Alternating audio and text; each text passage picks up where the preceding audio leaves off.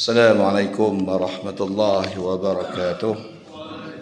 Bismillahillazi arsala rasulahu bil huda wa dinil haq liyuzhirahu 'ala ad-din kullih walau karihal musyrikun.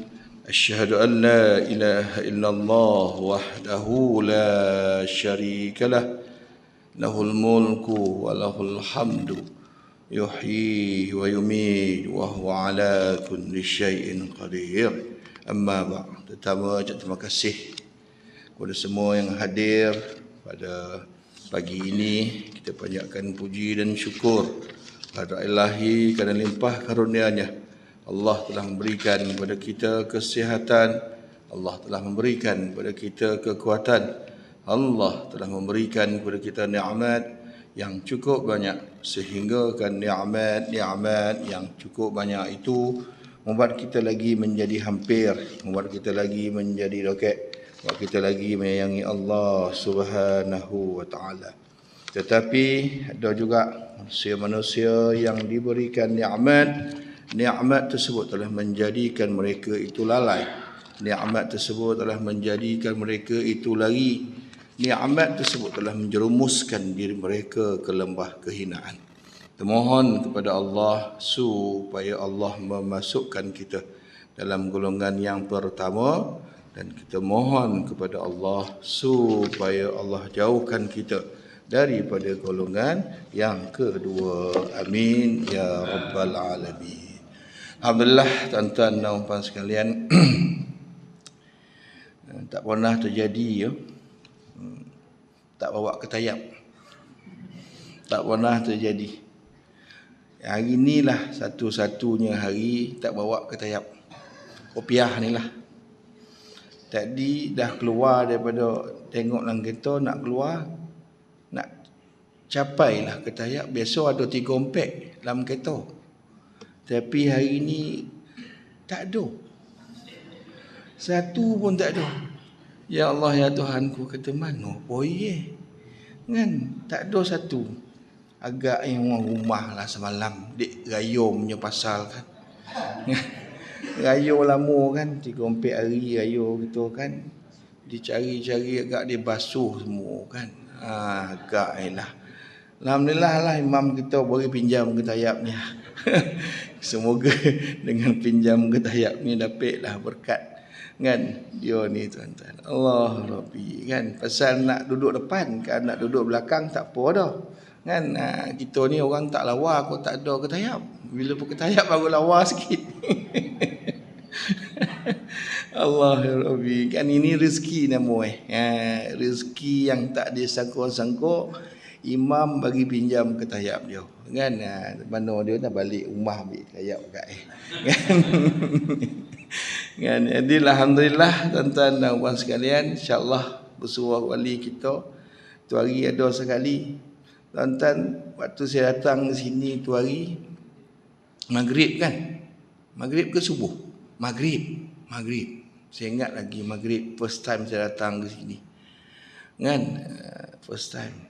Waktu saya ceramah kat sini tu hari sakit, tuan-tuan. Kata kenapa saya sakit ni ya? Tapi saya tahan lah, baik tak tahu lah, nampak macam maco kan. Tuan-tuan, dia sakit tuan-tuan, balik daripada tang sini, saya sosek sampai ke Bangi. Tak masuk akal tuan-tuan, tak masuk akal. Kenapa tak masuk akal? Kawasan ni, jemaah depan ni semua kena sih. Muka Sungai Jai ada, muka Sungai Macang ada kan, muka Surau Kampung Tengah ada. Pasal apa saya ngajak kat situ? Kat masjid tu saya ngajak, kat Surau Kampung Tengah saya ngajak. Makna dalam ni saya biasalah, tapi dia kena sakit sampai ke Bangi. Saya kata kenapa aku sampai ke sini tapi berpuluh tahan sakit tuan-tuan. Pukul 2 malam tu, pagi tu, makna saya ngajar sini malam, pukul 2 saya masuk ward, esok saya operation. Esok saya operation. Tuan-tuan, sampai sekarang masih ada lagi tiup, sampai sekarang pakai tiup ada 2 ni kiri kanan. Tuan-tuan. Ya, jadi bila surau ni minta saya kata sejarah botol surau ni. Kan? Memang sejarah betul lah kan. Hari ni kita ayat pula tak ada. Tak apalah macam mana joki kan. Joki betul lah surau ni. Allah Rabbi. Okeylah tuan-tuan, tak nak masuk tuan-tuan panjang kan. Mumpun nak tuan-tuan nak pergi kenduri ni kan. Saya tahu ni ada nak pergi kenduri, insya-Allah pagi ni kita ambil tak lama lah. Ni pukul 6.30, pukul 6.25, insya-Allah lah pukul 10 kita habis lah. Jadi alhamdulillah tuan-tuan dan puan sekalian, ditanya nak bawa cerita apa pagi ni, saya kata bawa joki lah. Bawa joki. Cerita tentang rezeki. Ini dia. Tentang rezeki. Tu orang kata rezeki ni tuan-tuan. Ya. Tuan-tuan dan puan sekalian, ya. Allah Subhanahu taala menyatakan dalam Quran, tidak ada satu pun makhluk yang hidup yang tidak aku berikan rezeki. Tidak ada satu pun. Dah pakai kata ayat baru dah. Tidak ada satu pun makhluk yang hidup tidak aku bagi rezeki. Makna tuan-tuan, kalau kita hidup kat dunia ni, tak kira lah apa benda yang hidup kat dunia ni, kat alam ni, semua Allah bagi rezeki. Orang tua-tua kata apa, ulet dalam batu pun boleh makan. Macam tu, ulet dalam batu. Kalau kita fikir macam mana pula? Kan dia tak nak keluar daripada batu tuan-tuan. Tapi okey je. Dalam tu donggok tuan-tuan, dalam tu duduk alhamdulillah. Makan dia apa semua dia tuan-tuan, ulet dalam batu. Tuan-tuan dan puan sekalian, kisah daripada Nabi Sulaiman. Kisah Nabi Sulaiman. Nabi Sulaiman AS, Allah beri kurniaan boleh berburak, boleh bercakap dengan makhluk yang lain. Jin, ifrit, apa nama ni, angin, binatang. Kisah yang terkenal dua binatang untuk Nabi Sulaiman, iaitu burung hudhud dan juga samud. Sehingga dalam Quran ada surah An-Namlu, surah Samud tuan-tuan. Ya, makna dua kisah ni terkenal dengan kisah Nabi Sulaiman. Ya, satu hari Nabi Sulaiman berburak dengan samud. Kan dia ada satu botol, satu bokeh lah. Ditanya samud tu, samud, kau setahun makan berapa banyak? Maka samud tu bagi tahu, setahun aku makan sebutir gula. Gula sebiji setahun. Ya, kita beribu biji tu sekali minum. Kan? Dia sebutir setahun. Kan? Jadi tuan-tuan, Nabi Sulaiman ambil samud tu, letak dalam bokeh. Kemudian ambil gula sebiji, letak dalam bokeh tu, tutup. Nabi Sulaiman kata kat samud tu, tahun depan aku datang. Maknanya setahun lepas tu aku datang. Kan? Pendekkan cerita tuan-tuan, tak ada tunggu setahun hari-hari saya cerita tu dah. Nanti tuan-tuan kena tunggu setahun sini lama pula. Jadi pendekkan cerita tuan-tuan, sampai setahun Nabi Sulaiman sampai. Bila Nabi Sulaiman sampai, Nabi Sulaiman tengok gula masih ada separuh. Gula yang duduk dalam bokeh tu, dalam botol tu, masih ada separuh. Kan? Nabi Sulaiman pun tanya kat samud tu, samud, tu hari kau kata kat aku setahun kau makan sebiji gula. Ni tak habis pun. Samud kan, Nabi Sulaiman kata tak habis pun kau makan separuh je gula. Kan? Maka samud tu kata, wahai Nabi Allah Sulaiman, kalau di luar, makna di luar daripada bokeh ni, insya-Allah kan habis sebiji tu. Tetapi kerana kau kurung aku dalam bokeh ni, kau kata ke aku nak datang setahun selepas itu, aku tak percaya. Aku tak percaya. Kan? Kenapa? Sebab aku takut kau lupa. Jadi, aku makan separuh je. Makna seperti hari ni makan, esok puasa. Lusa makan, puasa. Macam tu. Jadi separuh je. Kenapa? Kalau kau lupa datang, kan? Maka aku ada lagi makanan untuk setahun akan depan. Makna 2 tahun dah boleh hidup dengan sehari puasa, buka sehari, sehari puasa, buka sehari. Kalau di luar, aku tahu Allah menjamin rezekiku. Tuan-tuan, ya, di luar aku tahu Allah ada, dia jamin joki aku. Tapi duduk dalam ni, aku tak boleh mengharapkan jaminan daripada makhluk yang lain untuk memberi rezeki kepada aku. Makanya aku makan, aku poso. Aku makan, aku poso. Aku makan sikit-sikit kan, sehinggalah kan aku hanya menghabiskan separuh sahaja dalam masa setahun. Kalau engkau tak datang ataupun kau lupa, bermakna aku ada masih ruang, peluang, kesempatan untuk hidup setahun lagi dengan makan separuh lagi gula tersebut. Tuan-tuan dan puan sekalian, rupa-rupanya Allah nak bagi tahu kat kita, tuan-tuan, selagi kita hidup, Allah beri jaminan kita ini sebenarnya ada rezeki. Kalau dah tak ada rezeki macam mana ustaz? Tak ada rezeki makna ke bawah kita. 6 kaki duduk dalam. Kan orang-orang yang 6 kaki duduk di dalam tu sebenarnya dah tak ada lagi rezeki untuk dia. Kan tuan-tuan, dalam hadis yang panjang, saya tak bacalah hadis tu panjang. Rasulullah SAW bersabda, apabila seseorang manusia itu mencapai, makna perempuan tu mengandung, nak capai kandungan 120 hari, Allah akan tiupkan roh. Kan apabila nak tiup roh, malaikat akan datang. Kan empek bondo, malaikat akan tanya kepada Allah sebelum tiupkan roh ni. Tuan-tuan, empek bondo ni waktu tu dalam kandungan, tuan-tuan. Kan? Di antara empek ini ialah malaikat tanya macam mana joki yang ada kepada baby yang bakal keluar ini. Makna apa, tuan-tuan? Makna setiap makhluk Allah telah tetapkan rezeki kepada dia. Dan telah tetapkan, ya. Makanya tuan-tuan dan puan sekalian, kan, Rasulullah SAW bersabda, ya, kan, dalam hadis Muslim, ya, kan, Rasulullah menyatakan, berjayalah sesiapa yang Islam diberikan rezeki cukup sahaja.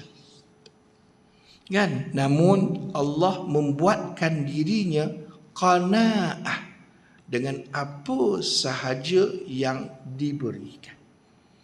Kan, saya ulang hadis daripada Muslim radhiyallahu an, Rasulullah SAW memuji, bersabda, qad aflaha man aslama wa ruziqa kafafan wa qad nata'ahu Allahu bima atah. Berjayalah sesiapa yang Islam diberikan rezeki cukup sahaja, namun Allah membuatkan dirinya qanaah dengan apa sahaja yang diberikannya. Tuan-tuan dan puan sekalian, rupa-rupanya, ya, rezeki yang Allah beri ini, ya tuan-tuan, adalah merupakan jaminan yang Allah telah tetapkan kepada semua makhluk. Maknanya Allah bagi jaminan semua makhluk yang hidup, kan, dia akan diberi rezeki. Makanya orang yang diberi rezeki, tuan-tuan, kan, dia perlu ada yang namanya syukur. Kan, tetapi Allah menyatakan wa qalilun abdan syakura.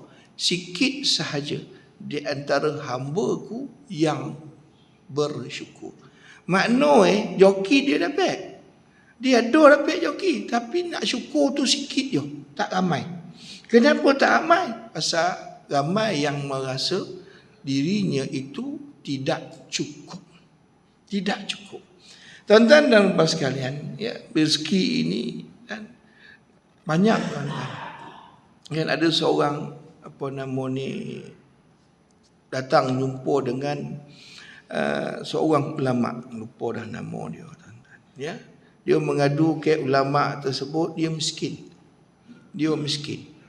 Maka ulama tu ngabah ke dia, sebenarnya kau kaya. Dah, aku nak makan pun susah. Dia kata.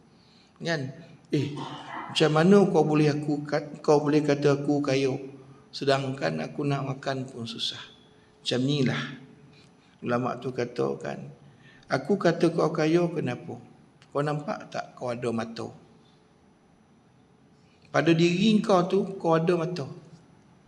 Tuan-tuan, mata. Ayolah, semua orang ada mata. Tapi kalau kau hilang mata macam mana?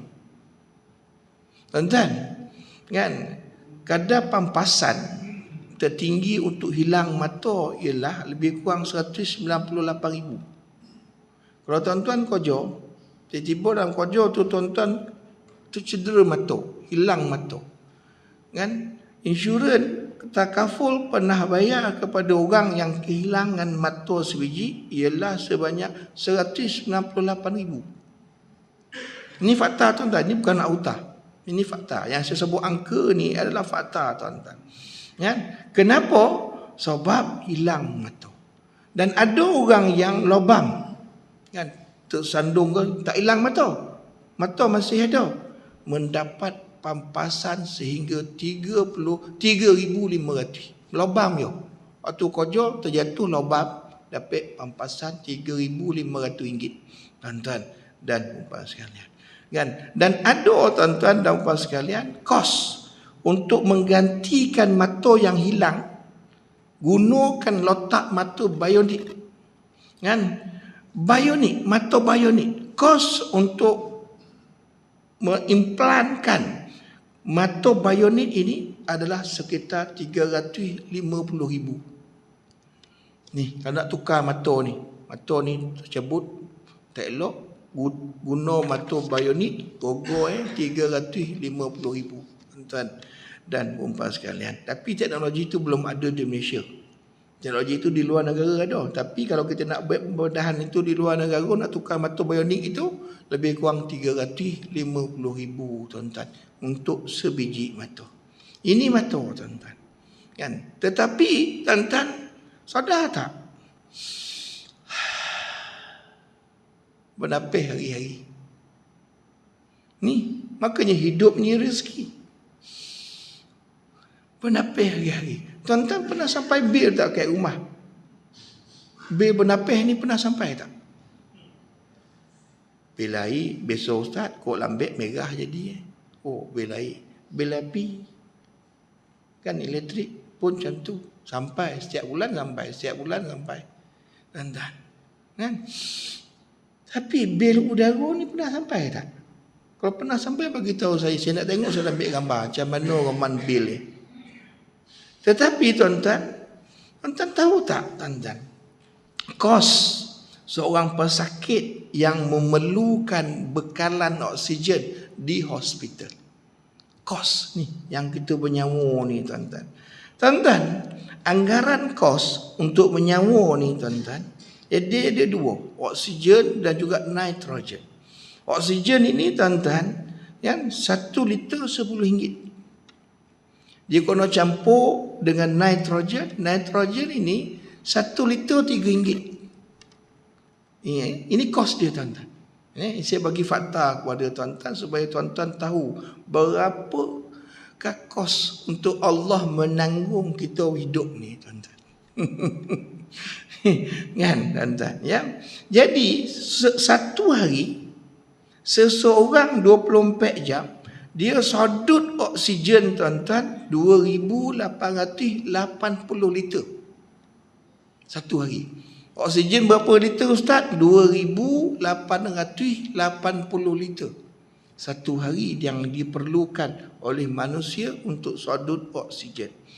Sementara kan, nitrogen manusia perlukan lebih kurang 11,376 liter sehari, 24 jam tuan-tuan, ya. Jadi tuan-tuan dan puan sekalian, kan, berdasarkan harga yang tadi, oksigen 1 liter RM10, nitrogen 1 liter RM3, manusia setiap hari 24 jam seorang, kos dia kono Allah keluarkan sebanyak RM56,060 sehari seorang.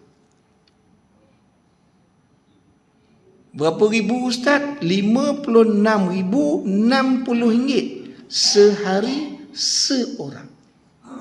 Siapa kerja gak dapat 56,000 sehari? Walaupun ada orang tapi tak ramai. Ya, walaupun ada orang yang mempunyai gaji 56,000 sehari, kan, tak ramai. Tak ramai maknanya boleh kira dengan jari. Tuan-tuan. Tapi itulah dia kos.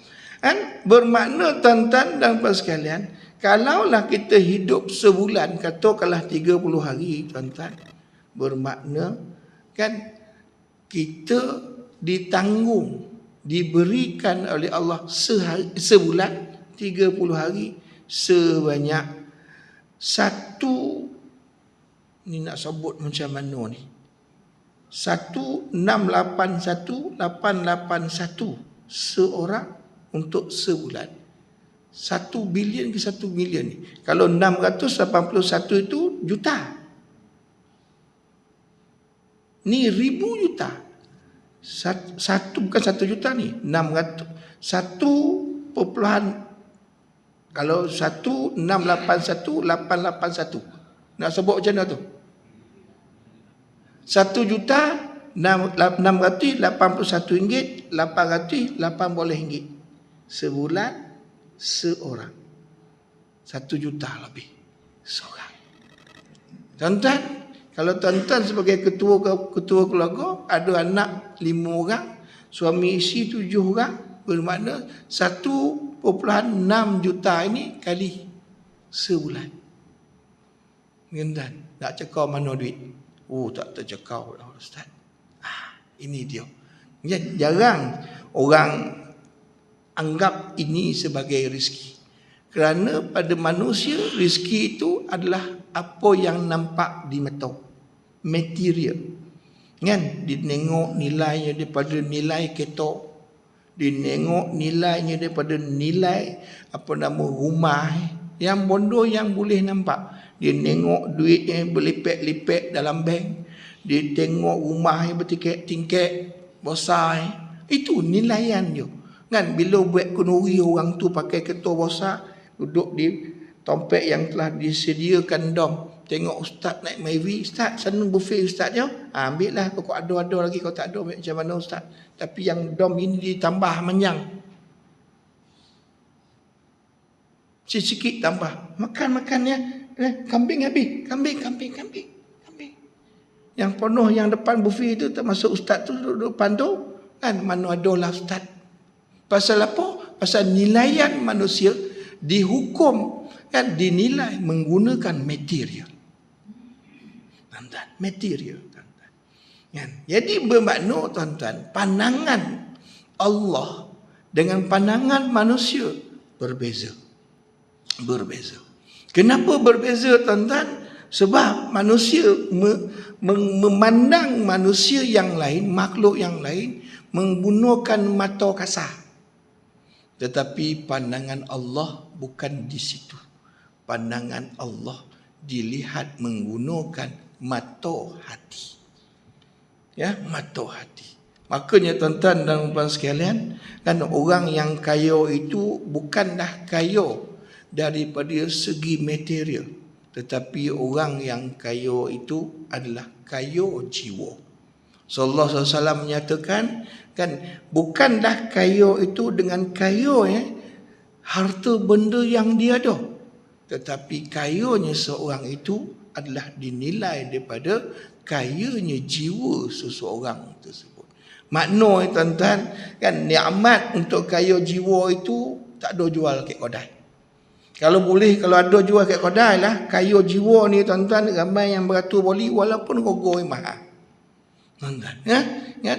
Maknanya ada kedai tu jual kaya jiwa, kan, sekilo 10,000, beratur orang boli, tuan-tuan. Pasal apa? Pasal di dunia ni nak dapatkan kaya jiwa itu susah. Sukar. Walaupun dia mempunyai harta yang banyak.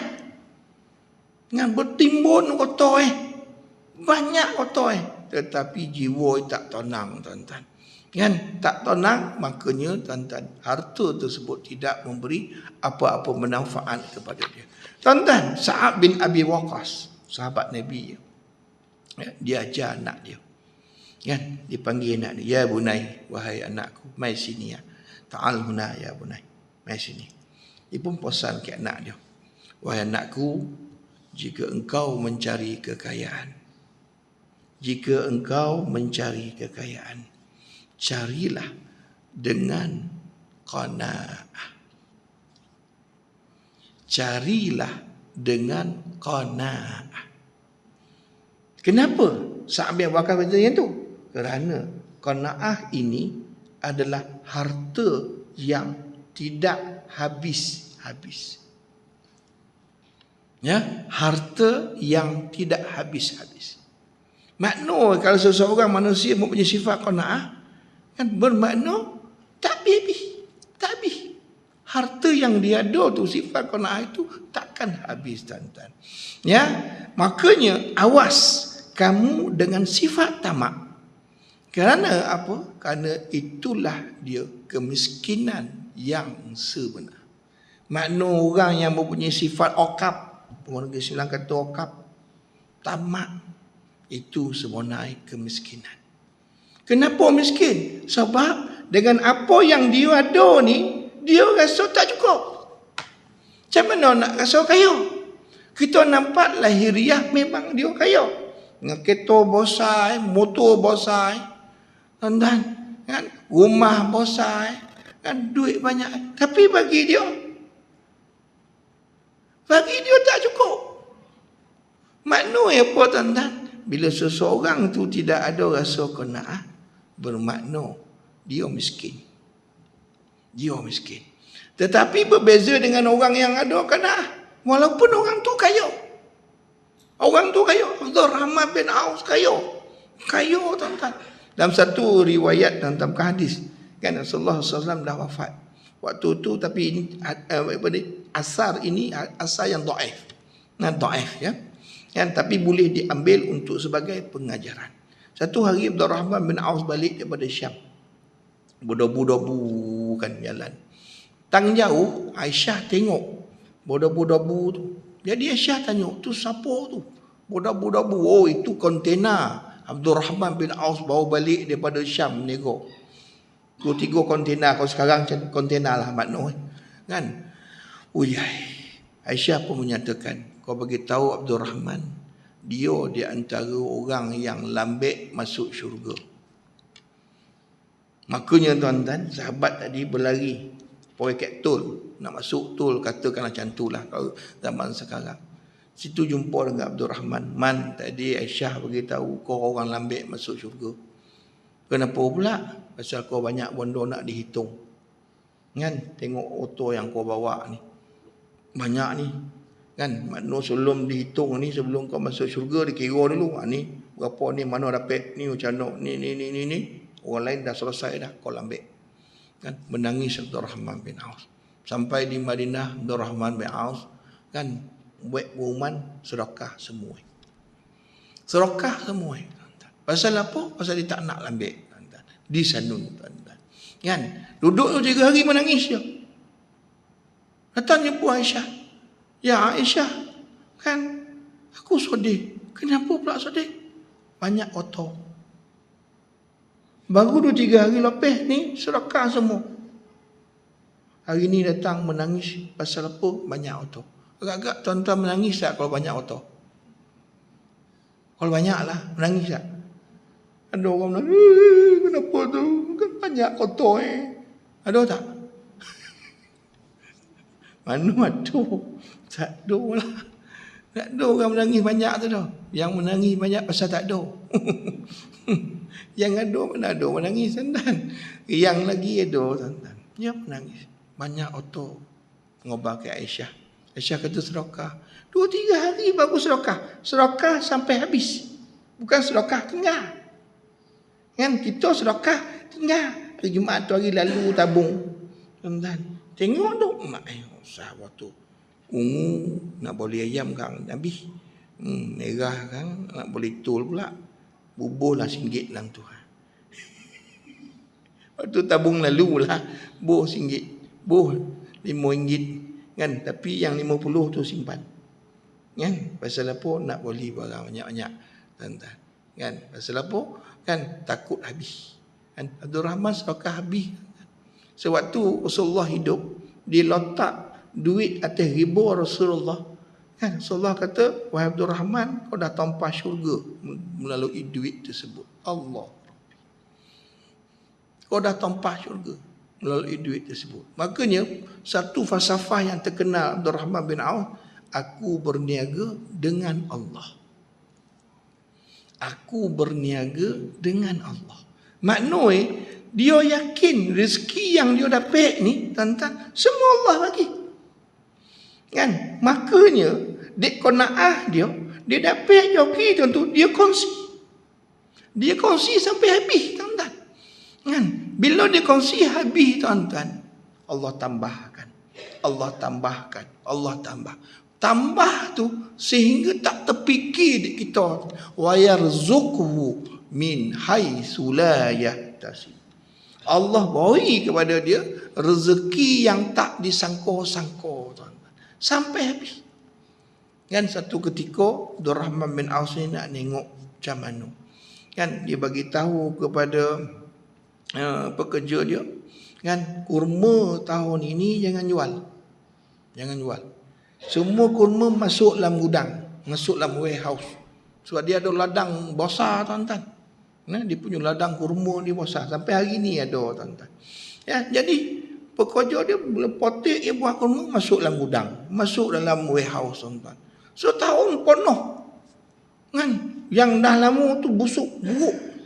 Abdul Rahman kata tak apa, jangan jual. Kau jangan susah, gaji kau kami bayar. Jangan susah. Kan? Jadi Abdul Rahman bin Auf, tuan-tuan, satu hari, kan, ketika dia tengah panjat pokok kurma, satu delegasi daripada luar negara datang. Kan, nak jumpa dengan Abdul Rahman. Maka ditanya, Assalamualaikum, Waalaikumsalam, nak jumpa tokek lah. Kau jap. Tokek duduk atas pokok. Tokek duduk atas pokok. Ngajak dia tuan dia. Ji, sini Haji. Orang nak jumpa. Macam itulah cakap kita lah. Kan? Turun ni. Turunlah Abdul Rahman. Dia turun, tuan-tuan. Delegasi ni kata, kau tokek ni lah. Aku ni. Biar buat tu. Pasal apa? Pakaian dia sama dengan pakaian pekerja dia. Tuan-tuan. Buat kerja dia sama dengan pekerja yang dia buat kerja. Tuan-tuan. Kan? Turun. Tokek kau. Tokek dia lah tu. Tak percaya. Tuan-tuan. Tapi dah lama-lama orang kata dia ni tokek, tak apalah bincang. Kami datang daripada jauh. Kami nak beli kurma. Tak maaf. Kurma tak jual. Tahun ni memang tak jual. Kan? Bukan kurma tak ada. Ada banyak. Tapi tak jual. Oh tak boleh. Pasal apa? Kami, negara kami dilanda wabak. Jadi para saintis kami buat kajian. Ubek dia dengan kurma. Ubek dia dengan kurma. Jadi kami datang nak beli kurma dan kami diberitahu, kau lah pengeluar kurma yang besar. Pasal kami nak beli skala besar, nak balik negara kami. Kan? Jadi Abdul Rahman kata, kalau macam tu, macam ni lah. Kurma aku semua dah buruk. Pasal aku dah simpan nama. Untuk pengetahuan tuan, para ahli saintis kami memang suruh beli kurma yang buruk. Bukan kurma yang baru. Allah, macam mana pula ni? Kan? Dia pun manu kata, macam ni lah, kau pun ambil lah. Bawa kontena kau, ambil je. Aku bagi free. Oh tak boleh. Raja kami pesan, dek kerana bondo ni nak buat ubek, kono beli kurma yang buruk dengan harga yang baru. Kurma yang buruk, biasa kurma, kalau macam durian lah tuan-tuan, durian dah merokah tu, takkan nak letak lagi RM10 sekilo. Durian tempoyak, ambil lah sebakul RM50. Betul tak? Pasal dah merokah. Tapi tak. Sultan kami pesan, beli kurma yang buruk tetapi dengan harga yang baru. Macam seolah-olah kurma baru, tuan-tuan. Kan? Abdul Rahman monong. Dia tak nak terima duit, nak bagi saja. Tapi orang tu tak boleh. Dia kena terima duit, tuan-tuan. Ini yang namanya wa yarzuqhu min haitsu la yahtasib. Kan? Rezeki yang tak disangka-sangka, tuan-tuan. Dan umpama sekalian. Makanya ayat 1000 dinar ni, surah At-Talaq. Surah ni At-Talaq, orang gantung. kat rumah, kat kedai. Pasal apa? Penjemput rezeki. Baik kat rumah. Tapi tuan rumah tidur. Tuan rumah tidur. Kan? Tapi ayat dia gantung ayat 1000 dinar. Kan? Pasal apa? Jemput rezeki kata tuan-tuan. Tak ada dah tuan-tuan. Tak baca, tak amal, tak berusaha, tak pek dah tuan-tuan. Janganlah mimpi tuan-tuan. Tak ada rezeki datang beroleh. Kan? Tuan-tuan. Kena usaha. Kan? Makanya tuan-tuan dan puan sekalian, kalau ayat 1000 dinar tu ada 2 riwayat yang paling sahih. Dia ada 4 riwayat semuanya. Tapi 2 riwayat lagi tu palsu. Ada 2 riwayat ni antara yang paling sahih. Kan yang pertama Nabi cerita tentang Bani Israel. Ya. Nabi cerita tentang Bani Israel yang mana tuan-tuan cerita yang pertama tentang sahabat Nabi yang telah menghantar anak dia. Anak dia pergi ke perang kena tangkap. Sahabat Nabi ni tuan-tuan dia ada anak. Anak dia ni tuan-tuan dihantar perang. Bila dihantar perang tuan-tuan, dalam waktu tersebut dia kena tangkap. Ya. Bila kena tangkap tuan-tuan dan puan sekalian, maka dia pihak musuh minta tebusan tuan-tuan. Ya, minta tebusan. Kan? Maka dia datang jumpa Rasulullah. Ya Rasulullah, anakku kena tangkap. Ya. Jadi dia minta tebusan. Aku tak ada duit ya Rasulullah. Makanya Rasulullah pun bagi tahu macam ni lah. Tetaplah bertakwa dan bersabar. Rasulullah tak bagi duit. Rasulullah kata tetaplah bertakwa dan bersabar. Kan? Makanya tuan-tuan dan puan sekalian, sahabat ni pun balik ngobar ke rumah dia. Yang kan Rasulullah tak bagi duit. Tapi macam mana kita ni nak tabui anak kita? Rasulullah kata tetaplah bersabar dan bertakwa. Sabar tak pek lapis anak kita dah bang. Perempuan biasa macam tu tuan-tuan. Beremosi. Yalah anak kena tangkap kan. Kan? Tak apalah yang kita sabar ialah Rasulullah dah ngobar macam tu. Jadi dia pun akur tuan-tuan. Tak apalah. Duduk tidur malam tu, tiba-tiba dia dengar kat luar bunyi bising. Bila bunyi bising tu tuan-tuan, dia pun keluar. Tengok kambing penuh kat luar. Ya Allah, kambing siapa malam-malam buta ni tuan-tuan. Kan? Dia kejut isteri suami dia. Bang, main tengok bang, kambing penuh kat luar. Dia pun tengok, kambing siapa ni? Ontah. Kemudian tuan-tuan, tengok tang belakang, tengok anak dia. Anak dia. Bang, anak kita lah bang. Oh, yai, tu lah yang. Jang dipanggil. Tapi tak ada lah bakat ke-9 tu dah. Cakap bahasa Arab lah ni, alih bahasa supaya mudah faham. Kan nanti cerita pula kena terjemah, dilambek lagi pukul 2 boleh. Kita nak berhenti kau seboleh yo. Kan? Ya, jadi terjemah tahu senang cerita tuan-tuan ya. Jadi tuan-tuan, terkejut tuan-tuan balik. Dia tanya anak dia macam mana kau boleh lopeh ni kambing siapa bawa ni. Makanya dia ceritalah anak dia cerita boleh lopeh macam ni. Tengok kambing dia tu. Lalu kan sahabat ini esokkan hari datang jumpa Rasulullah.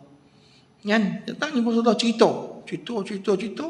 Maka pada waktu itu turunlah ayat surah At-Talaq ini. Iaitu ayat yang kata ayat 1000 dinar ini. Wa man yattaqillaha yaj'al lahu makhraja wa yarzuqhu min haitsu la yahtasib.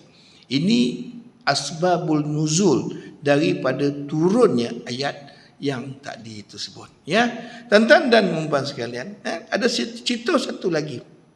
Cerita ni daripada hadis Sahih Bukhari. Tuan-tuan, tentang ayat 1000 dinar ni tuan-tuan. Kisah ni Nabi cerita kepada sahabat tentang Bani Israel. Kan ada seorang Bani Israel ni dia nak menego, dia duit tak ada. Jadi dia nak pinjam duit 1000 dinar. Tuan-tuan. Jadi dia berjumpa dengan orang tu tak nak bagi. Last sekali jumpa dengan seorang dia nak bagi. Tapi orang tu kata apa? Aku nak saksi. Maka orang ni kata apa? Cukuplah Allah saksi bagiku.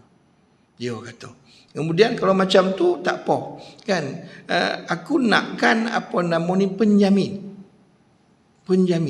Maka dia kata cukuplah Allah sebagai penjamin. Kan? Maka dia tak apalah kalau macam tu kau kata tak apalah. Dia bagi duit 1000 dinar. Boy, kata bila nak bayar? Orang tu kata cani bulan depan lah misalnya. Bulan depan bayar. Okey, bulan depan tempat yang sama kita berjumpa. Orang tu pun naik kapal, pergi belayar, menego. Kan? Habis sebulan tuan-tuan, orang yang menego tadi dah dapat untung. Dah ada keuntungan ni, nak balik bayar.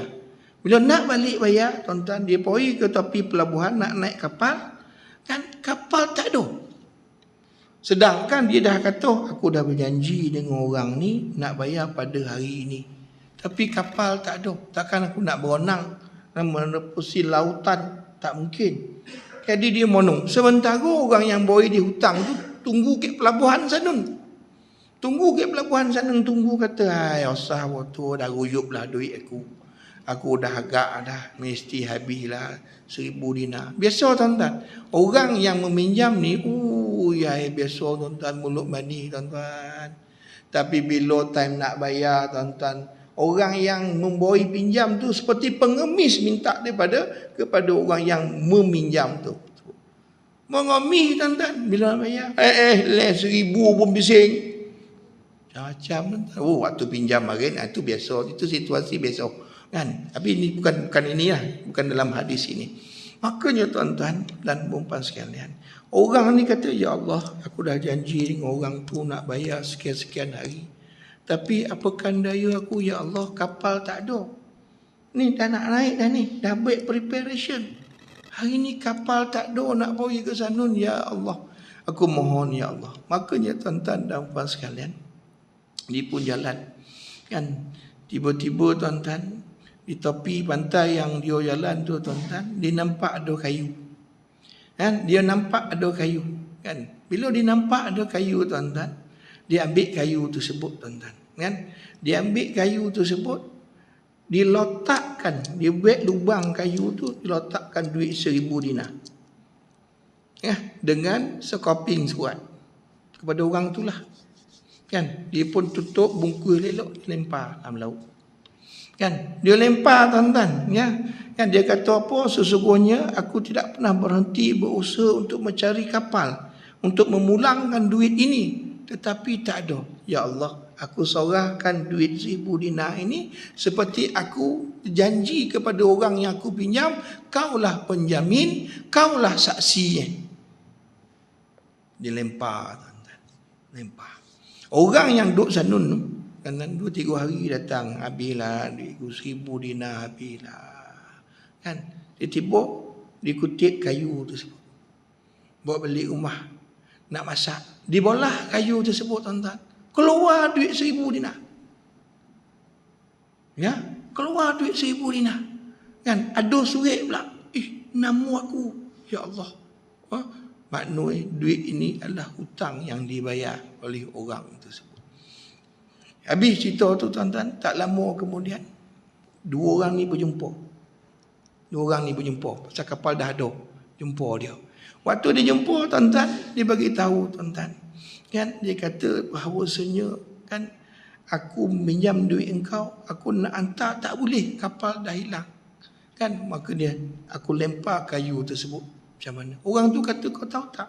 Aku jumpa kayu tu dan aku dapat duit 1,000 dinar tersebut tuan-tuan dan umpama sekalian. Ya, sungguhnya orang tu kata apa? Sungguh Allah telah menyampaikan kayu yang telah engkau kirimkan tersebut tuan-tuan. Kan maka dapatlah dia duit 1,000 dinar tersebut. Tuan-tuan, ini kisah yang sebenar. Tadi hadis daripada Sahih Bukhari, yang kedua itu adalah daripada Auf bin Malik Al-Asja'i, tuan-tuan. Ya. Tuan-tuan dan puan sekalian, oleh kerana itu tuan-tuan, rezeki ini satu perkara yang misteri. Kenapa satu perkara yang misteri? Sebab kadang-kadang Allah beri rezeki ini dalam bentuk material. Duit, kereta yang boleh nampak. Tapi ramai orang tak sedar, rupa-rupa ada rezeki yang Allah beri bukan dalam bentuk material. Allah bagi tuan-tuan bongkar hari ini datang ke surau. Tak ada ternilai rogo boleh duduk dalam surau tuan-tuan. Tak ada ternilai ni tuan-tuan. Allah gorakkan hati tuan-tuan boleh bangun pagi, bongkar, bangun, kemudian datang ke sini. Nah, tak kira lah jalan kaki kau, naik basikal kau, naik motor kau, naik kereta kau. Allahu Rabbi, ini rezeki yang tak ternilai, tuan-tuan. Kan Allah bagi sihat. Sihat, tuan-tuan. Sihat. Kan? Sihat ini tidak ternilai, tuan-tuan. Waktu saya kena sakit balik daripada sini, kan esok pagi operation, tuan-tuan. Allahu Rabbi, telefon surah masjid yang saya ngajar tu, minta maaf, saya hospital. Kan saya mohon maaf untuk tangguhkan kuliah.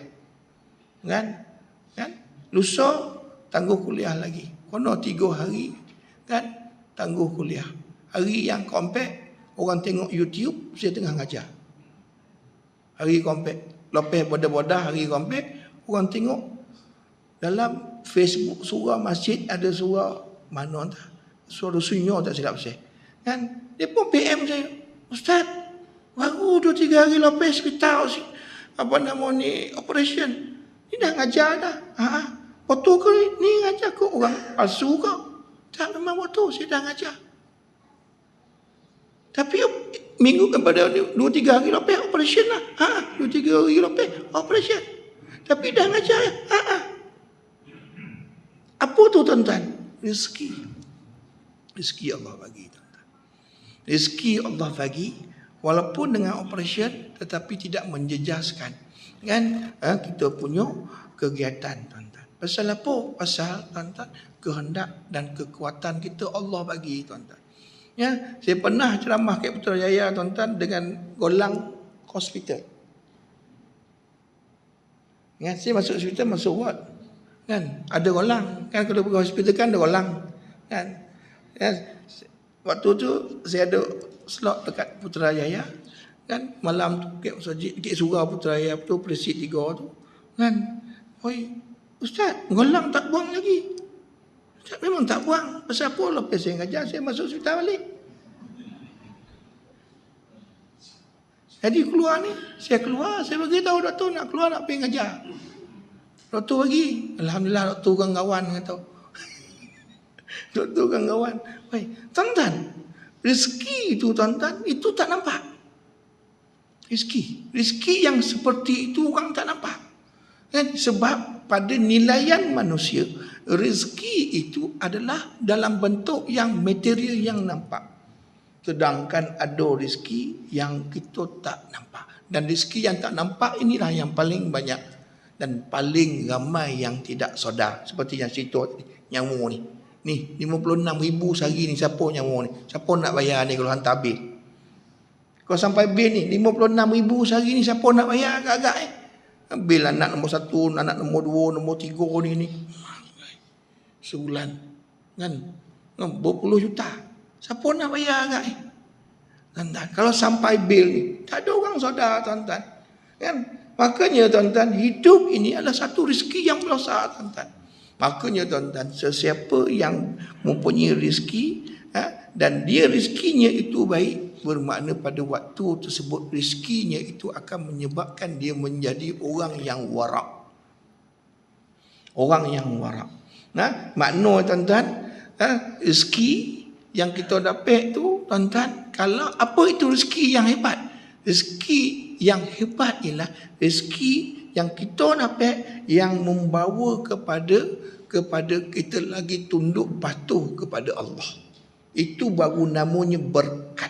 Rezeki yang berkat. Rezeki yang berkat tu apa, Ustaz? Iaitu rezeki yang kita ada, kita dapat, yang rezeki itu membawa kita semakin hampir kepada Allah. Semakin okey. Tapi kalau kita dapat joki lagi jauh, Ustaz, macam mana, Ustaz? Macam Qarun. Sebelum sehat, sebelum kaya, miskin dia, hari-hari datang surau masjid. Tuan-tuan, sepupu Nabi Musa. Qarun ini sepupu Nabi Musa. Tuan-tuan, waktu miskin, doket dengan Allah. Bila kaya, tuan-tuan, jauh. Bahkan harta yang dia dapat tersebut menyebabkan dia menjahanamkan diri dia, tuan-tuan. Maknanya tidak ada keberkatan dalam harta yang dia cari tersebut, tuan-tuan. Tuan-tuan dan puan sekalian, harta ini akan bawa seseorang itu menjadi warak. Warak tu apa? Iaitu orang yang berhati-hati di dalam mencari rezeki. Makna dalam dia cari rezeki tu, dia pastikan rezeki yang dia dapat itu betul-betul rezeki yang halalan thayyiban. Makanya dia akan ambil yang halal. Dia tak akan ambil yang haram, dan dia akan tinggalkan bondo-bondo yang meragukan. Bondo ragu dia tinggal, tuan-tuan. Kisah Rasulullah SAW satu hari berjalan. Tuan-tuan, dia nak bagi tahu orang yang beri rezeki, dia akan melahirkan orang tu mempunyai sifat warak. Kan? Lalu tiba-tiba Rasulullah jumpa kurma setangkai kat jalan. Tuan-tuan. Jadi kalau jumpa kurma setangkai, Rasulullah ambil tak? Rasulullah tak ambil. Pasal Rasulullah tak tahu siapa punya. Kemungkinan orang tu kait-kait dia punya kurma, kan, nak pergi hantar jual kedai kat pasar, sepatutnya dapat RM50, dia terjatuh setangkai, mungkin dia dapat RM50, RM55 yo. Setangkai RM5 dah hilang. Dan kemungkinan orang tu kona balik nak cari mana lagi setangkai. Tak, dia ambil 10 tangkai. Ni sampai sini 9 yo. Kemungkinan orang tu kona balik. Kenapa Rasulullah tinggal? Mana tak ambil? Sebab rezeki itu adalah sesuatu yang diragui. Diragui. Bila diragui, tinggal. Orang yang mempunyai sifat sesuatu yang diragui itu, dia tak ambil, itulah dia namanya sifat warak. Tak faham lagi? Tak apa, saya buat kisah. Kisah, cerita lagi sedap, tuan-tuan. Kisah berlaku zaman Imam Ahmad bin Hanbal. Ada seorang perempuan, tuan-tuan, datang jumpa Imam Ahmad bin Hanbal. Kan, mam, nak nanyalah, mam. Tanyalah. Macam ni, aku ni kerja menjahit pakaian, seluar lah, apa macam-macam lah. Jadi jiran aku tu, dia selalu pasang lampu, pasang pelita lah kat rumah dia. Bila malam tu, jiran aku tu dipasang sehingga lampu cahaya tu torang rumah aku. Jadi aku selalu menjahit bawah lampu jiran aku. Jadi aku tak payah boli minyak, tak payah boli lilin. Kalau tidak kos juga tu boli minyak, kalau tidak kos juga boli lilin. Tapi dek kerana jiran aku dah torang, jadi aku duduk bawah lampu cahaya jiran aku tu, aku jahit seluar, jahit baju. Kan? Esok aku boleh jual. Jadi nak tanya pasal apa? Nak tanya macam mana hasil penjualan yang aku jual menggunakan menjahit tu, menggunakan cahaya yang ada sebelah rumah jiran aku. Agak-agak kok kita tanya tak macam tu. Agak-agak wek po tanya lampu dia wek macam mana? Takkan kita nak tahan-tahan lampu tu. Kan dia duit banyak, dia nak pasang 10 biji lampu tu, pokok dia lah. Kita dapat syafaatnya. Makanya Imam Ahmad tanya, kau ni siapa? Pasal bukan orang seberangan akan tanya hal ini. Bukan. Kalau orang yang macam kita ni tak ada, kita tanya dah. Pasal apa? Pokok dia lah, kita numpang je macam mana? Kan? Tak ada tanya. Makanya Imam Ahmad tanya, kau ni siapa? Kek perempuan tu. Aku ni saudara Hashi Al-Hafi. Allah. Tuan-tuan. Dia ni kan kakak kepada Hashi Al-Hafi. Allah. Macam ni lah kak. Dek kerana kau ni saudara dengan Hashi Al-Hafi, kau tinggallah bondo tu. Jangan jahit bawah cahaya tu. Kalau kau nak menjahit juga, nak dapatkan hasil, kau menjahit dalam rumah kau yang kau pasang pelita. Haram kau? Tak. Ragu-ragu. Nampak tak? Kita pun tak tahu. Entah jiran tu redha tak dengan kita dapat cahaya tu. Kita pun tak tahu. Bila tak tahu hukum dia apa? Tinggal, tuan-tuan. Kan? Imam Ahmad kata apa? Dek kerana kau ni saudara kepada Hashi Al-Hafi, kau tak boleh. Kau tak boleh. Kau kena tinggalkan. Kau nak jahit lampu kau sendiri, kau boleh minyak sendiri, kau jahit bawah tu. Kan? Ini kisah dia. Kisah Hashi Al-Hafi macam mana? Tuan punya badan.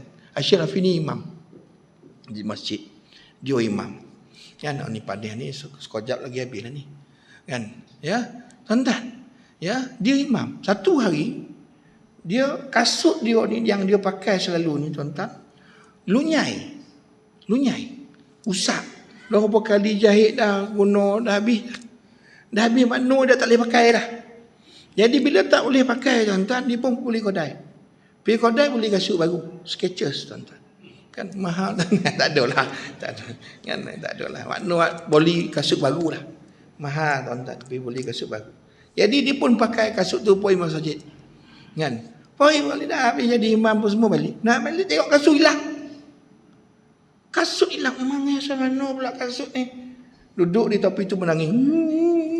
Menangis dia. Kan? Makanya jamaah yang keluar ni kenapa ni mam? Kasut baru boleh hilang. Wah, tak apa dah mam. Macam mana mam? Macam ni lah mam. Kita panggil lah pengurusi surau nanti. Tak tolong dia lah boleh. Kan? Ataupun kita kumpulkan duit karya ni kita boleh. Kan? Tak payah nangis lah mam. Tak ada kita boleh. Jom kita boleh. Nangis makin kuat. Dia tak apa hal pula kau menangis ni mam. Makanya imam tu bagi tahu. Kau tahu tak kenapa aku menangis? Aku menangis sebab kerana aku beli kasut yang baru menyebabkan orang yang mengambil kasut aku itu terlibat dalam kancah maksiat. Maknanya kalau aku tak boleh kasut baru, aku pakai kasut tu tak ada apa konan tu dah. Tak buat maksiat orang tu. Tak berdosa kawan tu. Aku menangis pasal mengonang dia berdosa. Kerana aku beli kasut baru tu. Allah, tak jojak kita fikir tuan-tuan. Tak jojak tuan-tuan. Kalau kita fikir apa kena mengono dah macam mana kau sudah baru aku beli lah baru. Kita punya kepala otak. Kan? Yang kau ambil ni siapa suruh? Macam tu lah. Kan? Tetapi orang-orang yang seperti ini tak fikir macam tu tuan-tuan. Dia fikir dia kerana dia beli kasut baru menyebabkan orang tu curi kasut dia, menyebabkan orang tu buat maksiat dan dapat dosa. Makanya tuan-tuan, dia telah berjanji, dia bersumpah. Apa dia bersumpah? Dia menyatakan bahawasanya aku tidak akan beli lagi kasut seumur hidup aku. Makanya dia digolak Al-Hafi. Apa makna Makna ialah orang yang berkaki ayam. Oh ya, tak jojak tuan-tuan. Makna apa yang mereka fikir ni tak jojak kita tuan-tuan. Tak terfikir kita nak buat macam tu tuan-tuan. Ya, kenapa? Bukan salah aku, salah dia. Kan nak buat macam mana? Kan? Jadi tuan-tuan last sebab panas sudah melanda. Last. Kan? Kan? Okey. Saya nak cerita last. Ompet. Kau kita ubah sikit kau boleh kau? Ubah sikit lah kan? Esok kalau sekejap ni tak apa nak perhati lah tuan-tuan. Kan kalau tuan-tuan rasa kan ubah sikit boleh kau? Bab ni jadi terpaksa jadi macam ni ha, sedek kena silau tu kan. Ya, ubah sini sikit kan. Allah kak. Ubah sini sikit kita tak boleh halang ke hari kita dah. Allah punya. Kan kita punya. Kan? Kalau kita orang-orang hebat insya-Allah boleh. Tambah lagi sejam. Satu hari Sayyidina Abu Bakar terlupa sembahyang asar. Sayyidina Abu Bakar terlupa sembahyang asar. Memang dilupa. Kan? Makanya tuan-tuan, hampir nak maghrib. Kan? Dia tu sedar Allah, belum sembahyang asar. Tuan-tuan tak? Apa karamah? Allah hentikan matahari. Karamah Sayyidina Abu Bakar. Allah hentikan putaran matahari, jangan turun lagi. Bagi peluang Sayyidina Abu Bakar sembahyang asar. Kalau berjalan matahari itu makna bergerak, jatuh masuk maghrib. Mana terlepas dia sembahyang. Pasal apa? Pasal Allah tahu. Dia terlupa. Dia bukan macam kita buat-buat lupa. Kan? Kita sentiasa lupa. Bukan tuan-tuan lah di luar sana. Ya. Allah hentikan sementara matahari untuk bagi peluang, ruang, kesempatan Sayyidina Abu Bakar sembahyang asar tuan-tuan. Cerita matahari pun ada, ustaz ada. Dan karamah, karamah yang ada kepada para sahabat. Tuan-tuan dan puan sekalian, okey. Jadi tuan-tuan, rezeki ini Kan, carilah rezeki dengan qanaah. Ya, dengan qanaah. Pasti kau kaya. Pasti kau kaya. Kalau cari dengan rezeki. Tuan-tuan, apa itu makna qanaah? Siapa boleh bagi makna? Saya bagi RM10. Qanaah. Mam, merasa cukup dengan apa yang ada. Habis. Tuan? Sama. Tak pek RM10 tu dah. Setakat hari ni belum lagi dah yang ada pek RM10. Pasal apa? Pasal jawapan tak cukup. Qanaah ni ada 4 makna. Qanaah ini ada 4 makna. Pertama, merasa cukup dengan apa yang ada. Sama Ustaz, RM10, Ustaz 2 orang RM20. Kan? Imam dapat RM10, yang abang yang belakang dapat RM10. Tak cukup. Pasal apa? Kalau itu kita qanaah seperti itu tak cukup. Makna qanaah ada 4. Yang pertama, merasa cukup dengan apa yang ada sehingga kan kita tidak terkojar-kojar dengan apa yang tak ada.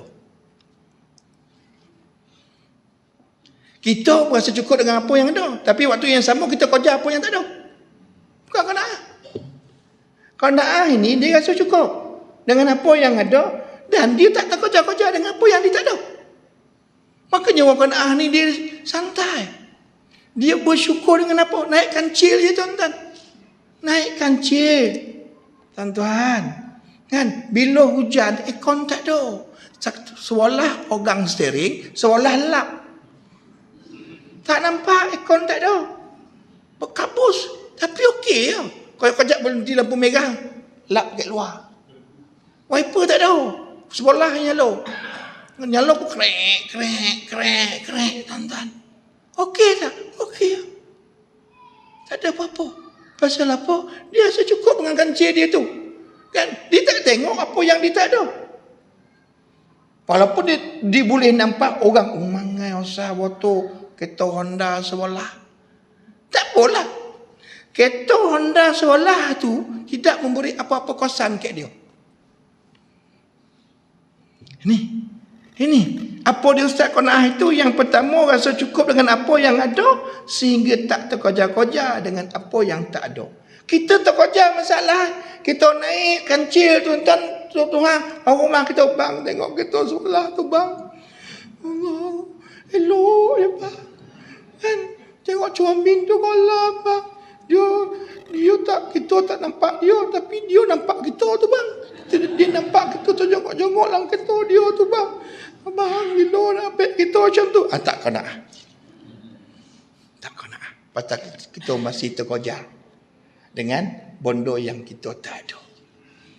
Kojar ini yang jadi masalah. Menyebabkan rasa qanaah itu hilang. Kan? Rasulullah mendidik kita kaya dengan rasa qanaah. Siapa ada rasa qanaah, mana dia kaya. Walaupun dia pakai kancil, walaupun dia pakai emas. Jangan kata kaya tak boleh rasa qanaah. Jangan. Islam mengajar kan orang mempunyai rasa qanaah itu kaya. Tak kira dia ada kancil ke, dia ada naik Rolls Royce ke, Bugatti Veyron ke, kan Ferrari ke, Lamborghini ke, Maserati ke. Dia ada qanaah, dia kaya. Ya, jadi qanaah yang pertama, dia merasa cukup dengan apa yang ada dan dia tidak terkejar-kejar dengan apa yang dia tak ada. Makna yang dia tak ada, dia tak risau. Kita risau, berapa lama kita nak naik kancil tu bang? Yalah, baik macam mana? Kan? Baik macam mana? Abang ni bukan abang tak berusaha. Dah berusaha dah. Usaha lagi bang. Kan? Usaha lagi menyebabkan sembahyang pun tertinggal. Usaha lagi menyebabkan dulu datang masjid, tak datang masjid surau. Dia kena usaha lagi. Tapi kalau usaha lagi, tetap nonggok kat sini, cap. Ni cap. Kan saya pergi ada program di Masjid Shah Alam. sebelum subuh kompet sengah saya sampai. Pasal apa? Saya takut jam. Sembayang kat Masjid Sultan Salahuddin tu. Allah riang ambil tengok tuan-tuan. Dokek nak subuh tu keluar parking Ketopak Mes. Wah, kan apa nama kereta besar-besar tuan-tuan. AI8 pun ada, BMW yang elektrik tu. Wah, besar. Tapi datang sembahyang tuan. Kita kocik yo naik kancil, naik Myvi. Rasa kocik yo tuan-tuan. Tapi itulah saya kata wah ini hebat. Orang macam ni kita cari tuan-tuan. Kan? Walaupun dia kaya dan kaya dengan perasaan qanaah tuan-tuan. Allahu Rabbi tuan-tuan. Usah tuan-tuan. Ya, yang tak qanaah dia apa?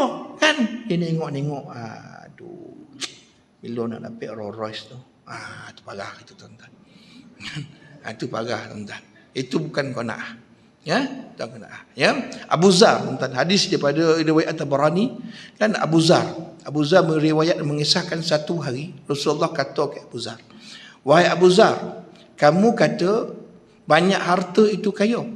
Ni Rasulullah tanya ke Abu Zar. Abu Zar kata, yo, betul, orang banyak oto tu kaya lah. Kamu kata orang yang miskin tu orang yang sedikit harta. Dah tak ada oto, miskinlah. Yang banyak oto, kayalah. Rasulullah ulang 3 kali pertanyaan itu kepada Abu Zar. Maka Rasulullah bersabda, kaya itu di hati. Rasulullah bersabda kepada Abu Zar, kaya itu di hati. Miskin pun di hati. Ni Rasulullah beritahu ke Abu Zar, siapa yang kaya hatinya, siapa yang kaya hati, tidak akan dapat sesuatu pun memudaratkannya, ya, walaupun duduk di hadapan dunia. Tuan-tuan, siapa yang kaya hati tuan-tuan, walaupun naik kancil lalu mes, tidak mudarat apa-apa pun pada diri dia tuan-tuan. Kan naik mes tuan-tuan, tengok orang pakai kancil tak ada hina, tak memudaratkan apa-apa pun. Kaya orang tersebut. Ya, makanya Rasulullah SAW menyatakan, manakala sesiapa yang miskin hatinya, tidak ada apa pun yang dapat membuatkannya cukup apa yang dikumpulkan di dunia. Makna orang miskin hati ni tuan-tuan, walaupun dia ada macam-macam, tak pernah cukup tuan-tuan. Makanya kaya itu letak di hati. Ya, miskin pun letak di hati. Ya, kaya miskin ni kan letak di hati. Kalau orang tu walaupun pandangan kita tak ada duit, tak ada apa, tapi dia rasa okey ya. Makna kaya dia. Tuan-tuan. Termasuk juga orang kaya tuan-tuan. Orang yang banyak duit kan tetapi pemurah tuan-tuan. Makna dia kaya. Tuan-tuan, dia kaya. Dan dia dapat dua, kaya kan dengan harta dan juga kaya dengan sifat qanaah tersebut tuan-tuan dan puan-puan sekalian. Yang pertama. Yang kedua tuan-tuan, qanaah ni apa? Rasa cukup dengan yang halal. Rasa cukup dengan yang halal. Tidak terfikir untuk mencari, menggunakan cara yang haram. Saya dengar satu TikTok, dokek apa ni handphone dah, Ustaz Das apa nama yang Indonesia tu? Daf Latif ke apa nama? Itulah kan. Dia buat analogi satu kisah. Ni bukan hadis, bukan ayat Quran, satu kisah. Yang penghuni neraka dengan penghuni syurga. Dia berwhatsapp sesama dia. Oi, macam mana kita nak jumpa Dia whatsapp sama dia lah. Kan, oh, payahlah kau tak boleh datang sini, aku tak boleh datang sana. Habis macam mana kita nak jumpa? Macam inilah kita buat jambatan. Kau buat jambatan belah kau, aku buat jambatan belah aku, kita jumpa tengah-tengah. Kita buat tengah-tengah. Kan? Dah lama tuan-tuan buat jambatan. Orang ahli neraka buat dah siap. Dah siap setengah. Bila dah siap, dia pun tengok, ahli syurga tak buat apa lagi. Dia pun tanya, kan WhatsApp ke ahli syurga. Kami dah siap ni, tunggu kau ya. Kenapa kau tak buat-buat lagi? Makanya ahli syurga menyatakan, tak maaf tuan, tempat kami di syurga ni kontraktor tak ada. Apa nama ni? apa nama ni, SO pun tak ada. Kan? Yang nak buat BQ, arkitek, engineer pun tak ada. Pasal apa? Pasal semua duduk dalam mengaku. Jangan tentang kata negatif, ini analogi yang dibuat oleh Saddam Latif tu. Kan? Nak bagi tahu tuan-tuan dan puan sekalian, semua duduk dalam mengaku. Yang sini tak ada. Itu yang tak jalan projek tu tuan-tuan. Pasal apa? Pasal duduk belah sini banyak. Nak bagi tahu tuan-tuan, dalam kita mencari rezeki, benda yang tersebut perlu dititik beratkan. Kan buat BQ nampak cantik, yo semua barang mahal, itu barang mahal, ni barang mahal, tu mahal, ni mahal, semua mahal. Bila buat tu hari kata nak guna jenis ni, tapi kenapa guna jenis tu? Itu hari kata nak buat toba ni, kenapa bila dah buat macam ni toba? Itu hari kata nak buat simen banyak ni, batu banyak ni, kan pasir banyak ni. Tapi bila dah buat banyak pasir pada simen. Bila tokan you ropot. Bila kotuk you pecah. Tak betul. Ini satu analogi saja tuan-tuan. Jangan tuan-tuan kata, aku kontraktor ni. Tak. Satu analogi tuan-tuan. Ya. Nak bagi tahu bahawasanya tuan-tuan, kalau dia rasa cukup dengan yang halal, dia takkan terfikir untuk buat bondo yang haram. Sama juga kalau yang pekerja kerajaan macam saya ni. Sama ya. Tuan-tuan masuk pukul 8. Kan? Keluar pukul 5. Pukul 8 masuk. Memang masuk. Tapi tak ada. Tak ada. Tapi pukul 8 mana poi? Sarapan. Poi sarapan. Masuk yo. Lapar lah pergi makan yo. Pukul 9 baru naik. Orang pukul 8 dah ada dah. 7.30 dah tunggu dah. Pukul 8 masuk. Mana pegawai pergi minum tu cik. Waktu kau pukul masak. Pukul masuk. Agak pukul 9 dah. Pukul 9 masuk lah. Sekumpulan pegawai-pegawai. Kan masuk. Berburak sama dia. Ni apa hal ni? Ada ni. Pukul 10 sekarang. Tadi dah makan. Apa pula perut ni? Ngonye-ngonye pula. Pukul 10. Pergi ngonye-ngonye. Turun bawah. Ngonye-ngonye pula. Naik pukul sekolah. Tengok 2-3 orang. Boleh. Pukul 12.30 mula rosah. Nak ambil anak sekolah. Kan? Rosah. Padahal kalau ikut waktu pukul 1 baru keluar. Pukul 12.30 dia ikut orang jam. Jadi kalau jam nanti balik lambat. Boleh awal sikit. Kan kalau ambil awal ni boleh duduk depan balik awal sikit. 12.30 keluar. Pada sepatut pukul 1, 12.30 keluar. Nak awal. Pasal nak masuk pukul 2. 3 baru keluar. Baru sampai. Pukul 3 baru sampai. Duduk kejap-kejap. Kan? Sah. Sembahyang sah. Kan? Dah pukul 5. Dah nak balik. 5 jam kau kerja.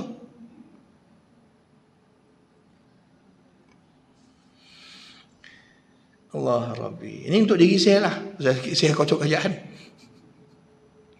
Allah Rabbi. Monung tuan-tuan. Monung. Kan? Hasil. Tuan-tuan bayangkanlah kau 30 tahun kerja macam tu cara kayu. Adakah pendapatan yang kita balik tu halal atau haram? Makanya Nabi cerita, ada seorang datang berdebu-debu. Datang jumpa Rasul, ya Rasulullah. Berdoa tak pernah dia dikabulkan. Rasulullah tanya, kau makan benda haram kau? Kau minum benda haram kau? Tak. Tapi kenapa tak? Rupa-rupa pelaksanaan kerja itu tak waktu. Sepatutnya masuk bekerja, kau pergi minum. Dan tak ada curi tulang, tak ada merendek. Yang lagi parah, lagi telefon driver. Kau dah bawa? Dah minum belum? Belum. Jom minum. Naik kereta kerajaan pula. Minyak siapa bayar? Dengan bapak kau punya. Tuan-tuan, molek daya tu. Jangan tuan-tuan. Kan? Manoi situ tuan-tuan. Ya, tuan-tuan kena pandai tu topi sikit. Saya dah topi dah. Jadi kalau tuan-tuan topi, tambah sejam lagi. Tuan-tuan. Yang kedua, yang ketiga tuan-tuan. Dah nak habis dah. Kan? Okay, sikit lagi. Tuan-tuan. Qanaah ni apa? Rasa seronok dengan apa yang dimiliki. Rasa seronok. Kan? Sehingga tidak melihat pun apa yang orang lain miliki. Oh, seronok awak kancil tuan-tuan. Seronok. Kan sampai rumah basuh. Walaupun basuh tu tidak mendatangkan apa-apa impact kepada kereta tu, sama je nampak. Basuh tak basuh pun sama je. Sama. Kan kau kereta baru-baru tu basuh tu berkilat dah sikit. Kan ni kancil tuan-tuan, basuh tak basuh sama je. Kan cat dah mati. Tapi tuan-tuan hari-hari dia basuh tuan-tuan. Pasal apa? Pasal dia rasa seronok. Terima kasih ya Allah, sambil-sambil gosok tuan-tuan kereta. Terima kasih ya Allah bawa kereta ni. Kan boleh bawa kudu kili. Kan bila boleh ambil hantar anak sekolah, bila hujan boleh jalan. Kesian Ustaz. Tengok kadang-kadang saya berhenti kat TV Light, hujan-hujan Ustaz, orang naik bawa motosikal, duduk belakang anak yang pekerja sekolah. Basah kuyup lancun Ustaz. Saya alhamdulillah Ustaz, kancil ni alhamdulillah Ustaz. Walaupun kancil tuan-tuan lap-lap tu kan, anak tak basah. Cara berfikir itu cara yang Nabi ajar. Cara yang berfikir itu cara Nabi ajar. Nabi berfikir, Nabi ajar cara fikir macam mana? Tengok orang yang di bawah. Nak tengok atas? Boleh. Tengok Allah sahaja. Nak tengok ke atas? Boleh. Tengok Allah sahaja. Kan? Kalau tengok ke atas, makna selain daripada Allah, parah. Jadi makna dia seronok. Yang dengan nado yang dia ada tuan-tuan. Kan? Anak ni bawa bokar tuan-tuan. Nasi lemak ni bawa bokar. Tak pernah boleh. Duit tak ada nak pergi kantin. Tuan-tuan. Bawa bokar punya banyak. Tuan-tuan punya. Kan anak dia balik. Bah kesian kawan. Dia tak ada bokar. Mak tak pernah bawa bokar. Kadang-kadang dia duit tak bawa kan. Terlupa kan. Dia share dengan saya bokar. Berkasih itulah. Alhamdulillah kau kongsi-kongsi lah sama. Nanti Abah buat lebih supaya kau boleh kongsi dengan kawan-kawan. Abah nak bagi duit tak ada. Kan tak apalah Abah bagi duit. Macam dia jual nasi lemak. Jadi banyaklah nasi lemak dia bakar. Ni Abah bagi lebih. Kau kongsi-kongsi dengan kawan kau. Allah Rabbi. Nampak? Seronok dia tuan-tuan. Kan kau ni untunglah hari-hari mak abah kau buat bokar kat kau. Kan nasi lemak, kan nasi goreng, kan bihun goreng. Ya Allah untunglah kau. Padahal dia duit tak ada. Orang lain kata untung tuan-tuan. Rasa seronok dengan apa yang dia miliki. Dia seronok tuan-tuan tak melihat. Orang lain makan burger ke, orang lain makan apa ke, tak mahu tu dah. Dan dia nak, dia rasa seronok dengan apa yang dia ada. Yang keempat, dah habis dah ni keempat ni. Allah, aku ingat aku seboleh waktu, poin. Kan? Rasa luas, rasa lapang hati. Kan? Rasa luas, rasa lapang. Dek kerana rasa luas, rasa lapang.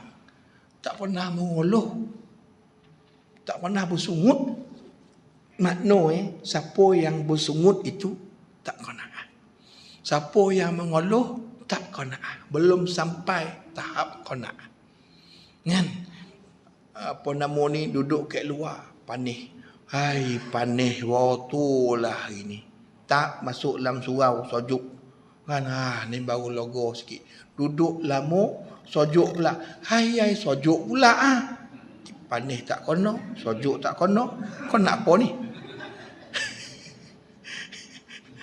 Kau nak apa ni? Tadi duduk kat luar panih. Kan? Bersungut. Panih ambil ini bersungut. Masuk dalam surau. Sejuk baru. Duduk lama, sejuk pula.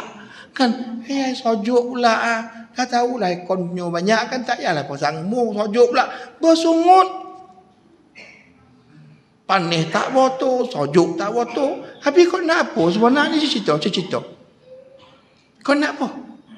Makna apa? Bersungutnya. Saya pernah makan kenduri tuan-tuan. Duduk dengan sepasang makcik ni. Saya rasa umur 60-an ke 70-an lah. Sepasang. Bagus sangat. Makcik ni duduk. Kan? Yang duduk je, abang pun ambil makan. Ni, biasa jarang saya jumpa macam tu. Yang biasa saya jumpa ialah isi cedok untuk lelaki. Ni pakcik ni, kan isi dia duduk. Pakcik ni pun ambil. Kan? Tak lauk apa. Daging tak payah labang. Darah tinggi. Ayam tu dah lah. Kau ada kan. Ayam tu dah. Lelaki dia cedok-cedok bawa kat dia. Kan saya makan sebelah dia. Kata wah so sweet lah cik. Kan biasalah Ustaz macam mana tua-tua macam ni lah. Kan nak buat apa lagi kan. Okey. Bila makcik tu makan mula episod yang tak menyenangkan telinga saya dong. Dia cubit ayam masin lah. Kan dicubit ayam tu makan masin lah. Kan dia pun makan ni mesti masak ni lado tak masak elok ni. Nanti sakit perut ni. Bersungut ni manjang. Tapi habis. Bukan setakat habis. Disuruh orang rumah dia tambah. Ya. Ini cerita waktu kalau lok solat saya duduk. Saya kata Allah ya Allah. Bersungut ni tak baik tuan-tuan. Tak bagus. Nabi ajar kita jangan bersungut. Kalau bab makan kok masin tuan-tuan. Kan kalau kita rasa tak boleh pori tinggal. Nabi ajar. Tapi jangan bercakap. Kan tumpah kau duri garam kau apa. Nabi makan juga, Aisyah masak. Nabi makan. Kan Nabi makan sikit. Pasal apa? Pasal tak konan dengan rasa Tapi tak ada bercakap. Kan? Pasal apa? Pasal rezeki. Masin kau, tawar kau, rezeki. Kan? Tapi kalau mengeluh yo, merungut yo, parah tuan-tuan. Mengeluh, merungut ni di antara indikator. Kan? Di antara apa nama ni impact kosan orang tu tidak ada qanaah. Dan orang yang tidak ada qanaah dia akan merungut dia tuan-tuan. Beratur panjang merungut, kan berdiri lama merungut tuan-tuan. Ini kalau pergi Mekah ni boleh nampak warna tuan-tuan. Oh, boleh nampak tuan-tuan beratur ni apalah tu Arab ni buat. Kan tak nampak kau kita orang tua-tua ni kan. Mungut dah, mungut dah tuan-tuan. Makna tak ada elok tu dah. Yang elok pun tak nampak elok tuan-tuan. Kenapa? Kerana kaya miskin itu di hati, kata Rasulullah kepada Abu Zar rahimahullahu taala. Makanya tuan-tuan dan puan sekalian, ya, rezeki ini tuan-tuan ada di dunia, ada di akhirat. Ada orang minta kat dunia tak dapat, di akhirat baru dapat. Kan minta hari-hari tak dapat. Sehingga kan tuan-tuan, orang malaikat yang bawa doa dia kepada Allah, kesian. Ni cerita tuan-tuan. Ya, malaikat tu bertahun-tahun angkat doa dia, Allah tak ada kabulkan. Sehingga malaikat yang bawa doa dia angkat kat Tuhan tu tuan-tuan, malaikat tu tanya, ya Allah, kesian betul bertahun aku angkat doa dia, ya Allah, kat engkau. Tak pernah kau kabulkan. Ya Allah, boleh tak on behalf, cakap orang Gombau most wanted, ya, aku wakil lah. Dek kerana bawa tahun-tahun kau tak pernah, boleh tak aku doa supaya ya Allah kau kabulkan doa dia. Sampai macam tu. Makanya Allah kata apa tuan-tuan? Allah bagi tahu kat malaikat, kau tahu tak kenapa tu aku tak kabulkan? Sebab aku riang. Aku seronok dengar dia berdoa. Cara dia merintis, cara dia menangis, cara dia mengeluarkan kata-kata, aku cukup omah. Dan aku takut kalau aku kabulkan doa, tidak ada lagi rintihan, tidak ada lagi tangisan, tidak ada lagi apa nama ni doa-doa yang sebegitu. Kan, maka aku tak kabulkan. Kan, tetapi percayalah di akhirat kelak dia akan dapat lebih daripada apa yang dia minta. Allah Rabbi. Ini rezeki. Ada yang di dunia, ada yang dapat di akhirat tuan-tuan. Ya, tapi rezeki yang sebenar di akhirat lah. Yang kita nak wana tuan-tuan, rezeki ya, di akhirat. Ya, jadi semoga tuan-tuan dan puan sekalian kita mendapat keberkatan daripada rezeki. Sallallahu alaihi wasallam bersabda dalam hadis riwayat Muslim, dan berjayalah sesiapa yang Islam diberikan rezeki yang cukup-cukup sahaja. Dan seperti yang saya baca tadi, namun Allah membuatkan dirinya qanaah dengan apa sahaja yang dikurniakan oleh Allah. Makanya tuan-tuan, orang yang qanaah ini tuan-tuan, dia rasa seronok. Ada yang mewah dengan budi, ada yang mewah dengan simpati, ada yang mewah dengan pengalaman, ada yang mewah dengan keberanian, ada yang mewah dengan wawasan, ada yang mewah dengan keseronokan. Bayang qanaah ini tuan-tuan. Makna dia rasa kan, dia rasa mewah, dia rasa mewah, dia rasa mewah, dia rasa mewah dengan apa yang dia ada. Kalau kita sentiasa bersungut dengan apa yang kita ada dan kita rasa nak dengan apa yang kita tak ada, bermakna kita belum lagi menjadi orang yang qanaah di dalam rezeki. Panjang Ustaz, panjang nak berhenti dah. Oh ya Allah, aku ingat aku seboleh tadi. Dah WhatsApp dah anak tadi. Lambat sikit ni Ustaz ni lain macam. Ayat pun tinggal ni Ada nak tanya tuan-tuan? Kau nak tanya lah.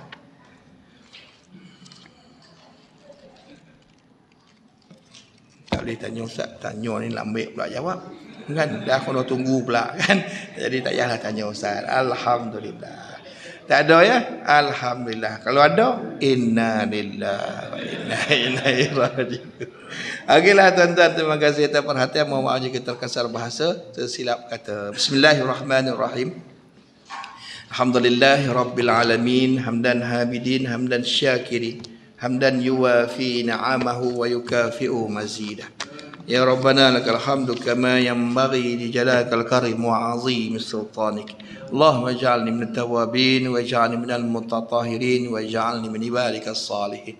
Allahumma alaika bisanadiril jabhati wataniyah. Allahumma alaika bu'uyuniha man la yakhaf arhamna warfir lana warhamna anta maulana fansurna 'alal qaumil kafirin. Ya Qahhar ya Jabbar ya Muntaqim ya Zal Jalali wal Ikram, ya Allah ya Allah ya Allah. Allahumma ya munzilal kitab wa ya mujriyas sahab wa ya hazimal ahzab izzimhum wansurna alaihim. Allahumma baddi syamlahum wa farri jam'ahum wa syatir kalimatahum wa zazil aqdamahum wa sallim alaihim kalban min kilabi. Allahumma sallimna wa sallim dinana wa sallim ma'arifatina وسلم توحيدنا وسلم إسلامنا وسلم إخواننا من المسلمين والمسلمات والمؤمنين والمؤمنات الأحياء والأموات إنك على كل شيء قدير. بسم الله الذي لا يضر مع اسمه شيء في الأرض ولا في السماء وهو السميع العليم. لا إله إلا أنت سبحانك إنا كنا من الظالمين. ربنا ظلمنا أنفسنا وإن لم تغفر لنا وترحمنا لنكونن من الخاسرين. ربنا هب لنا من أزواجنا وذرياتنا قرة أعين واجعلنا للمتقين إماما. ربنا صلاتنا تامة واغفر لنا ذنوبنا عامة إلى يوم القيامة إنك على كل شيء قدير. وصلى الله على سيدنا محمد النبي الأمي وعلى آله وصحبه وسلم. سبحان ربك رب العزة عما يصفون سلام على المرسلين والحمد لله رب العالمين وبالله التوفيق الهداية. والسلام عليكم ورحمة الله وبركاته.